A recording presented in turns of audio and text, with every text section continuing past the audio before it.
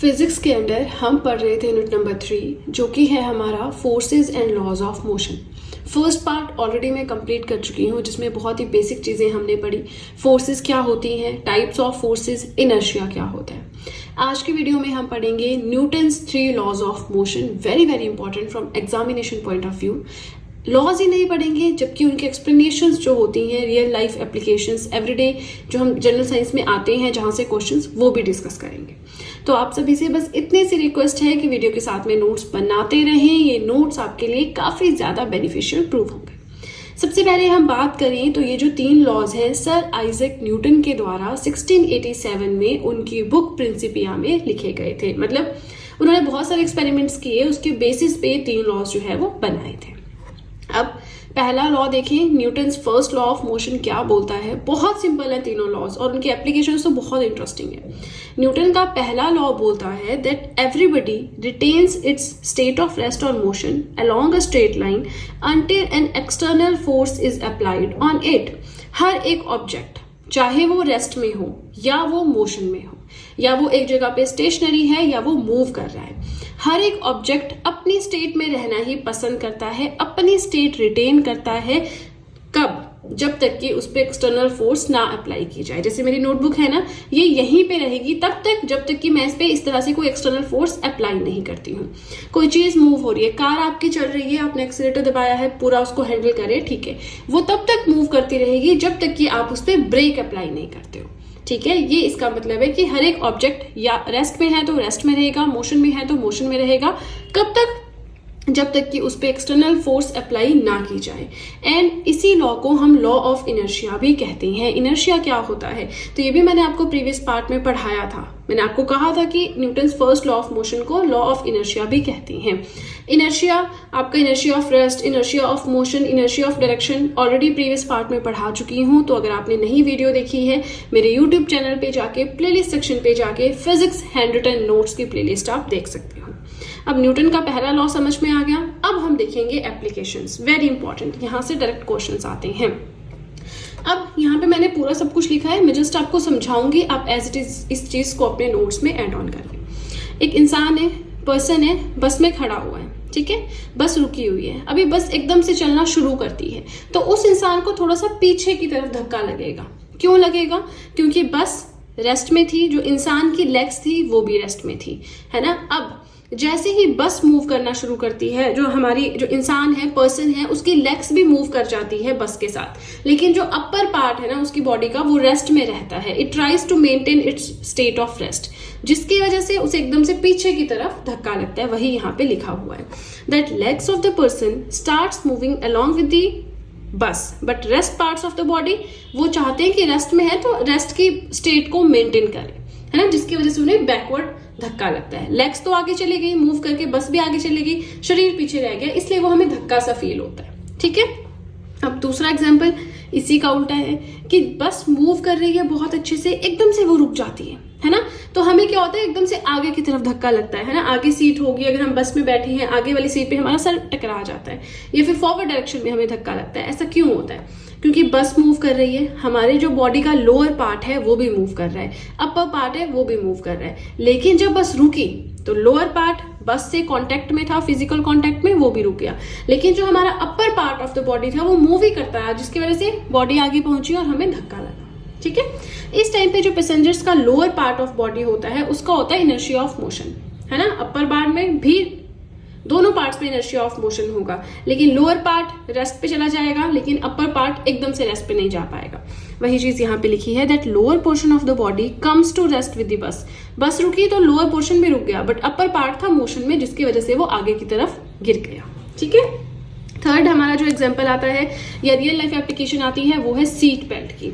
Seat belt जो होती है हम लगाते हैं, क्यों लगाते हैं आपको पता है, ताकि एक्सीडेंट हो, कुछ हो तो हम बहुत आगे हमारा सर ना बजे। सीट बेल्ट लगी हो तो आपके एयर बैग्स भी ओपन हो जाते हैं, है ना। अगर आपने सीट बेल्ट नहीं लगाई तो फिर एक्सीडेंट होता है, कुछ होता है, एयर बैग्स भी ओपन आपके नहीं होते हैं, तो मतलब अपनी सेफ्टी के लिए लगाते हैं। तो अब सीट बेल्ट्स का क्या फंडा है कि एकदम से अगर कार रुके तो पैसेंजर्स आगे जाके ना टकराएं, इसलिए हम सीट बेल्ट लगाते हैं। कार जो है motion along with body, car की मोशन हो रही है मतलब हमारी बॉडी भी मूव कर रही है। एकदम से अगर ब्रेक लग जाए तो हमारी बॉडी कोशिश करती है कि स्टेट ऑफ मोशन में ही रहे, क्योंकि बॉडी मूव कर रही, कार इतनी देर से मूव कर रही थी, हम कार के साथ फिजिकल कांटेक्ट में थे, हम भी मूव कर रहे हैं, तो हमारी बॉडी कोशिश करती है कि हम स्टेट ऑफ मोशन में रहें, जिसकी वजह से हमें आगे को झटका लगता है। ठीक है, तो ये दोनों अगर आप देखेंगे ना सेम से हैं। एक दो अभी हमें और पढ़ने हैं, ठीक है, इसकी रियल लाइफ एप्लीकेशंस। और इसके अलावा कोई भी आप फीडबैक देना चाहते हो आप देख सकते हो, प्लस वीडियो के साथ में नोट्स जरूर बनाएं। बार बार सेम चीज कहती हूँ क्योंकि देखिए बहुत ज्यादा मेहनत लगती है नोट्स को बनाने में, तो मैं आप लोगों से यही एक्सपेक्ट करती हूँ कि आप लोग मेरी इस मेहनत का फायदा उठाएं। ठीक है, चलिए वीडियो पसंद आए लाइक जरूर कीजिएगा और अब सीधे चलते हैं अपने सेकेंड पेज की ओर। एक बहुत बड़ा सा पेड़ है ना, उस पर फ्रूट्स लगे हैं, आपके पत्ते हैं, फूल हैं, तो जब हम उसको बहुत जोर से हिलाते हैं ना तो फ्रूट्स और पत्ते नीचे गिर जाते हैं, होता है ना ऐसा। तो ऐसा क्यों होता है? Due to Newton's first law of motion. कैसे भाई? अब देखिए पेड़ पूरा है in the state of rest, तो जब हम उसे हिलाएंगे, उसकी ब्रांचेस हिलेंगी, तो जो फ्रूट्स हैं, लीव्स हैं, वो कोशिश करते हैं कि हम रेस्ट की अपनी जो स्टेट है उसे मेंटेन करें। लेकिन पेड़ हिल रहा है, ब्रांचेस हिल रहे हैं, जिसकी वजह से अब देखिए ब्रांच यहाँ पे है वो हिली, लेकिन फ्रूट वहीं पे रहा, तो जिसकी वजह से फ्रूट ब्रांच से अलग हो जाता है और वो नीचे गिर जाता है। ठीक है, फ्रूट्स कोशिश करते हैं, they try to maintain their state of rest due to inertia and hence they fall. ठीक है, नेक्स्ट आता है जब एकदम से सडनली और एकदम से, देखो आपके पास टेबल होगा घर में, टेबल क्लॉथ हम रखते हैं, उसके ऊपर सामान रखते हैं, तो आपने कई ट्रिक्स देखी होगी ना, एकदम से टेबल क्लॉथ को बहुत जोर से खींचते हैं और जो बर्तन है वो वैसे के वैसे रह जाते हैं वहां पे। क्यों ऐसा क्यों होता है? क्योंकि जो यूटेंसिल्स है वो स्टेट ऑफ रेस्ट में, टेबल है स्टेट ऑफ रेस्ट में, एकदम से बहुत झटके से आपने टेबल क्लॉथ को हटाया तो वो तो हट गया, लेकिन जो आपके यूटेंसिल्स थे उस टेबल के ऊपर वो एकदम से समझ नहीं पाए क्या हुआ, है ना। और due to inertia of rest वो हमेशा कोशिश करेंगे कि वो अपनी रेस्ट की स्टेट को मेंटेन रखें, और जिसकी वजह से वो वहीं पे रह जाते हैं। यही चीज यहाँ पे लिखी है that when we suddenly and rapidly pull the tablecloth on which dishes are placed, मतलब बर्तन रखे हुए हैं तो डिशेज टेबल पे ही रह जाएंगी and cloth comes out from the table, कपड़ा जो है आपका टेबल क्लॉथ बाहर आ जाएगा। क्यों? क्योंकि initially they are at rest dishes and they try to maintain their state of rest. एक बार जो मैंने पढ़ाया आपने सुना, अच्छी बात है, एक बार जो मैंने एक्सप्लेनेशन लिखी है उसे रीड करेंगे, बहुत इजीली आपको सब कुछ समझ में आ जाएगा। लेकिन एक बार प्रीवियस वीडियो देख लेना जिसमें मैंने इनर्शिया पढ़ाया, एक बार थोड़ा सा इनर्शिया की अंडरस्टैंडिंग होना भी जरूरी है। नेक्स्ट हमें पढ़ना है मोमेंटम। अब आप सोचेंगे हम तो न्यूटन्स 3 लॉज ऑफ मोशन पढ़ रहे हैं, मोमेंटम कहाँ से बीच में आ गया? जिस तरह से पहले लॉ को समझने के लिए आपको इनर्शिया का पता होना जरूरी है, वैसे ही सेकेंड लॉ समझने के लिए आपको मोमेंटम का पता होना जरूरी है। ठीक है, तो किसी भी, अब देखिए मोमेंटम हमेशा मूविंग बॉडी का होता है, कोई स्टेशनरी है, कोई रेस्ट पे है, स्टेबल चीज है, उसका मोमेंटम नहीं होगा। ठीक है, तो मोमेंटम होता है हमेशा एक मूविंग बॉडी का and is always equal to the product of its mass and volume. जो मास एंड वॉल्यूम का प्रोडक्ट होता है that is equal to momentum. P is equal to mv। It measures the amount of movement an object carries. एक object किस तरह से move कर रहा है, किस साइड को मूव कर रहा है, उसका पूरा मेजरमेंट मोमेंटम के थ्रू हम कर सकते हैं। ये एक वेक्टर क्वांटिटी है, मतलब इसमें मैग्नीट्यूड एंड डायरेक्शन दोनों चीजों को मेजर किया जाता है। इसका ऐसा यूनिट है किलोग्राम मीटर पर सेकेंड। आई होप समझ में आया आपको इतना। हम मोमेंटम के एग्जांपल्स भी देखेंगे, बट इसे एक बार क्लियर कर लो। मोमेंटम को हम P से रिप्रेजेंट करते हैं, and is equal to mv। P is equal to mv, m is the mass, v is the volume.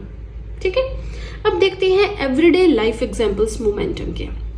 चलिए, तो ये याद रखना आपने, P is equal to mv momentum. ठीक है, एक बहुत बड़ा ट्रक है ना, हाईवे पे चल रहा है, बहुत धीरे धीरे चल रहा है, वेलोसिटी बहुत कम है ना, लेकिन उसका मोमेंटम हाई होगा। क्यों होगा? क्योंकि P is equal to mv, P is the momentum, ये इक्वल होता है मास इनटू वॉल्यूम के।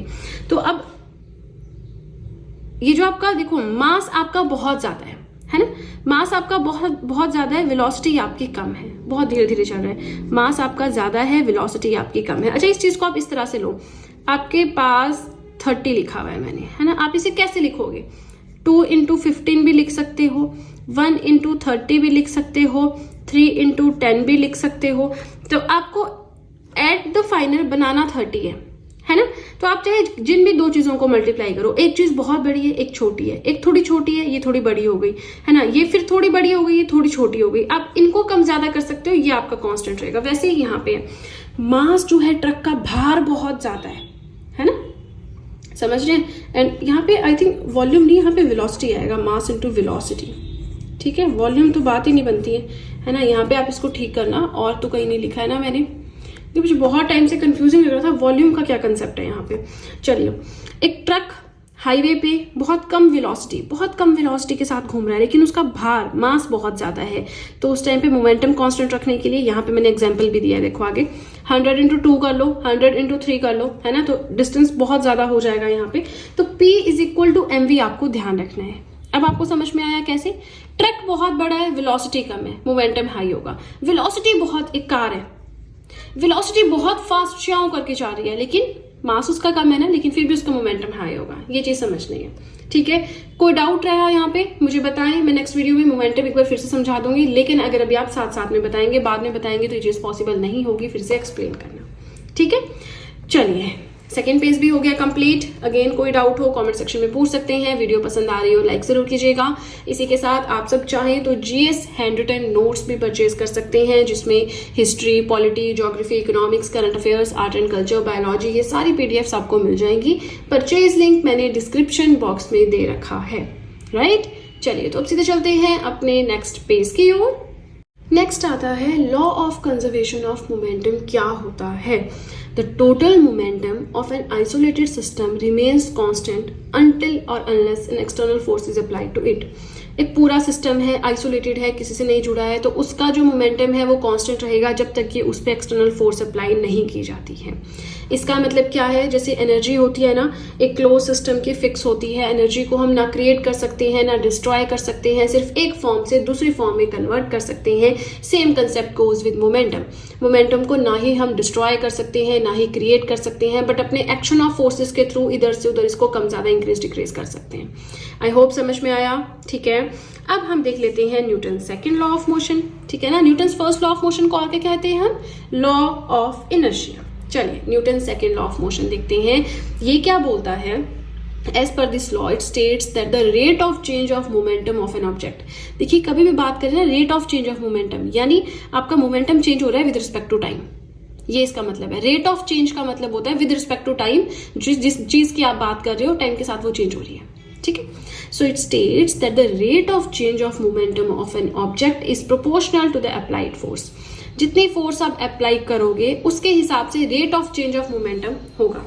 मोमेंटम जो है टाइम के साथ चेंज हो जाएगा अगर आप उस पर फोर्स अप्लाई करते हो, कितनी फोर्स अप्लाई करते हो उस हिसाब से हम बात कर रहे हैं। So force is equal to change of momentum with change of time.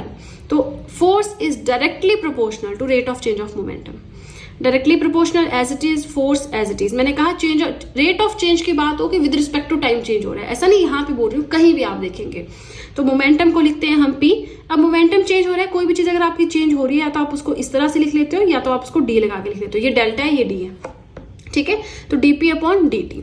अब P मैंने आपको क्या बताया? अभी तो हमने मोमेंटम पढ़ा। मोमेंटम क्या है हमारा? Mass into velocity. सो यहाँ पे आ गया ये mass into velocity upon dt। P की जगह वैल्यू पुट कर दी, ठीक है। Now mass of a body fix रहेगा। अगर मेरा वेट 55 किलोग्राम है तो वो 55 किलोग्राम ही रहेगा, है ना। तो मास इज अ कांस्टेंट, बाहर आ गया आपका बचा dv/dt। अब velocity with respect to rate of change of velocity with respect to time is known as acceleration. अगर आपको याद हो, डिस्टेंस अपॉन टाइम को हम क्या बोलते हैं? Distance with respect to time अगर चेंज हो रहा है is known as velocity, velocity with respect to time अगर चेंज हो रही है इज नोन एज एक्सेलरेशन, है ना। चलिए, अब v क्या है?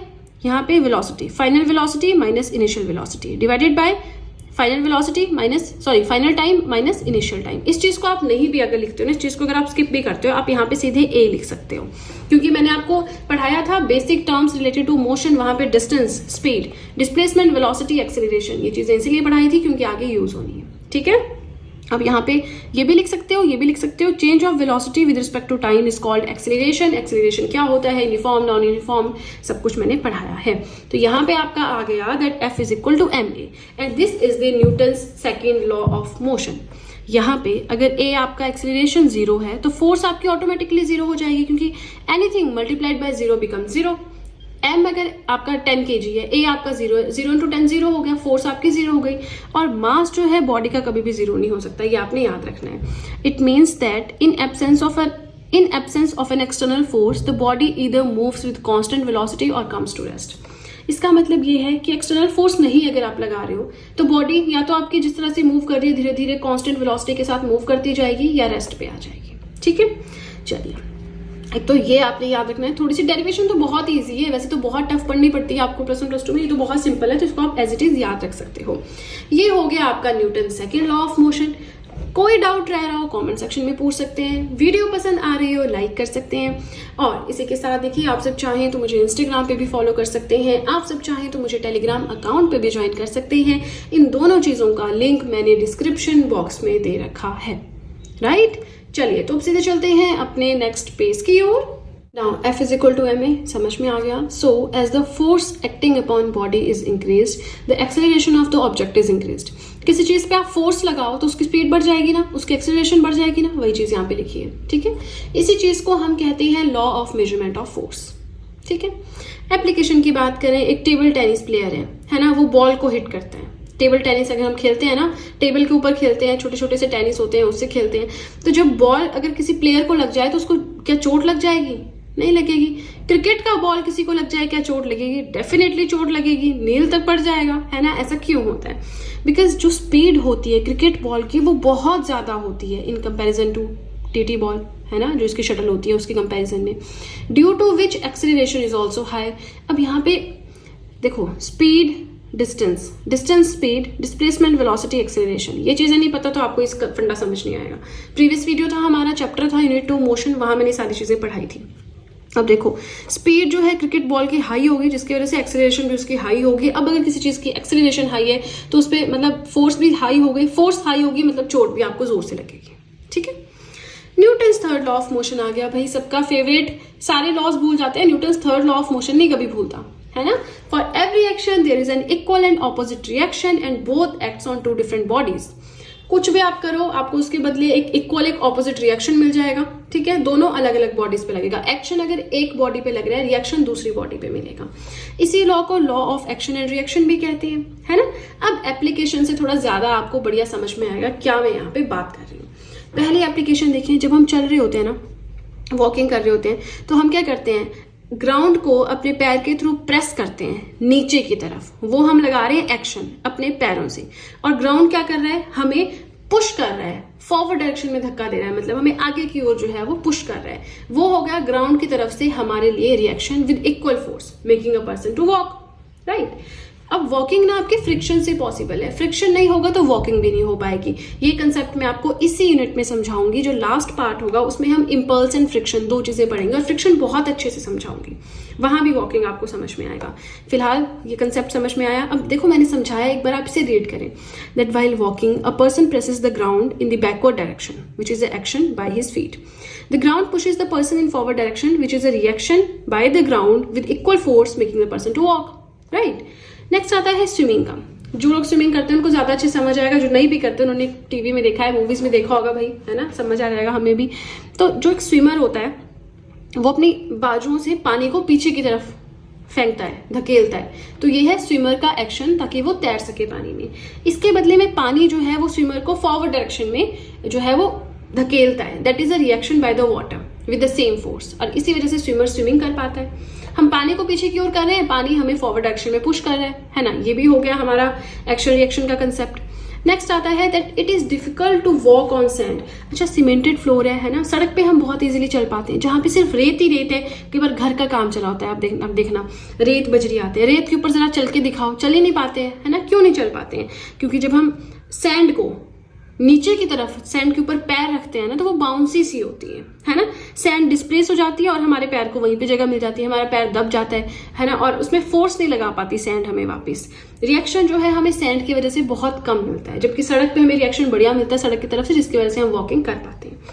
वही चीज यहाँ पे लिखी है that it is difficult to walk on sand because on pushing, जब हम पुश करते हैं सैंड को, सैंड डिस्प्लेस हो जाती है, वो हमें रिएक्शन नहीं दे पाती, और अगर देती भी है तो बहुत थोड़ा होता है, ठीक है। चलिए, ये पेज भी हो गया। वीडियो आई नो थोड़ी सी लेंथी है, आज हमें बहुत सारी चीजें पढ़नी थी, न्यूटन्स 3 लॉज ऑफ मोशन पढ़ने थे अलॉन्ग विद देयर एप्लीकेशंस, है ना, इसलिए थोड़ी सी लेंथी हो गई। अब आप मुझे बताएं कमेंट सेक्शन में आप नेक्स्ट कौन सा यूनिट शुरू करना चाहते हैं। आप लोग बताएंगे तो ठीक है, अदरवाइज मैं अपनी जो मेरे पास बुक है वहां से मैं यूनिट उठाती हूँ, फिर जरा गूगल करके इधर उधर से कंटेंट कलेक्ट करके नोट्स बना देती हूँ, है ना। तो अब आप लोगों को अगर कोई जल्दी है किसी टॉपिक की, आप मुझे बताएं, नहीं है जल्दी तो फिर मैं अपनी स्पीड से चलती रहूंगी, ठीक है। चलिए, इसी के साथ ये पेज भी हो गया कंप्लीट। वीडियो के साथ में नोट्स जरूर बनाएं और अब सीधे चलते हैं अपने आज के लास्ट पेज की ओर। अब देख रहे हैं हम applications Newton's third law of motion की। तो सबसे इंपॉर्टेंट इसमें आ जाता है रॉकेट प्रोपल्शन। बुक्स में आपको इतना मिलेगा that rocket propulsion is in real life application of what, Newton's third law of motion. इसमें होता क्या है, ये एक ऐसा मेथड है जिसके थ्रू रॉकेट्स को एक्सेलरेट करवाया जाता है। रॉकेट्स करते क्या है, सैटेलाइट्स को अपनी ऑर्बिट में छोड़ने का काम करते हैं, है ना। तो अब रॉकेट्स को एक्सेलरेट करवाने का काम इस मेथड के थ्रू होता है। ये जो पूरा मेथड है, कंसेप्ट है, Newton's third law of motion पे रिलाई करता है। इसमें जो रॉकेट इंजन होता है वो स्पीड के साथ आगे जाता है, बैक साइड से गैसेस को छोड़ता है। गैसेस पीछे को छोड़ना इज द एक्शन, और गैसेस जब पीछे जाती हैं तो वो बदले में रॉकेट को रिएक्शन के फॉर्म में पुल देती हैं, फॉरवर्ड की तरफ धक्का मारती हैं, एंड दैट धक्का is known as the reaction. वही चीज यहाँ पे लिखी है। दैट एक्शन क्या है, that the engine produces hot gases with flow out of the back of the engine. Rocket के इंजन के बैक साइड से बहुत सारी गैसेस बाहर निकलती हैं, जो कि है एक्शन। रिएक्शन क्या है, एक बहुत ही धक्के से चलने वाली फोर्स मिलती है ऑपोजिट डायरेक्शन में रॉकेट को। मान लीजिए ये आपका रॉकेट है, रॉकेट गैसेस निकाल रहा है, गैसेस बहुत हॉट गैसेस एकदम से निकल रही है, तो वो धक्का सा मारेंगे रॉकेट को, जिसकी वजह से रॉकेट जाएगा सीधे आगे। ठीक है। सो इजेक्टिंग गैसेस, ये जो गैसेस बाहर निकल रही हैं, एक फॉरवर्ड फोर्स लगाती हैं रॉकेट के ऊपर, जिसकी वजह से वो बहुत स्पीड से एक्सेलरेट कर जाते हैं। ठीक है। एक और इसकी एप्लीकेशन है that during firing of a bullet, गोली मारते हैं ना तो गन थोड़ी सी पीछे को, शोल्डर पे थोड़ा सा धक्का लगता है। कैसे पता चलेगा, आपके एरिया में मेले तो होते होंगे, है ना, वहां पे वो छोटे बच्चों का गुब्बारे से लगे होते हैं, वहां पे कभी गन से शॉट करके देखना। जब छोटे थे तब मैं भी करती थी, मुझे पता है ना। और हमें स्कूल में भी इस तरह से पढ़ाया, तो मुझे ये चीज बहुत अच्छे से याद है कि जब तो हम गुब्बारों को फोड़ते हैं ना मेले में, तो जो हम शोल्डर पे रखते हैं उस गन को, बहुत बड़ी गन होती है, तो वो ना हमारी बाजू पे थोड़ा सा धक्का लगता है, भारी होती है बहुत और धक्का लगता है। वो धक्का लगता है क्योंकि बुलेट गई आगे और फॉरवर्ड डायरेक्शन में गई बुलेट, बैकवर्ड डायरेक्शन में लगता है आपको धक्का।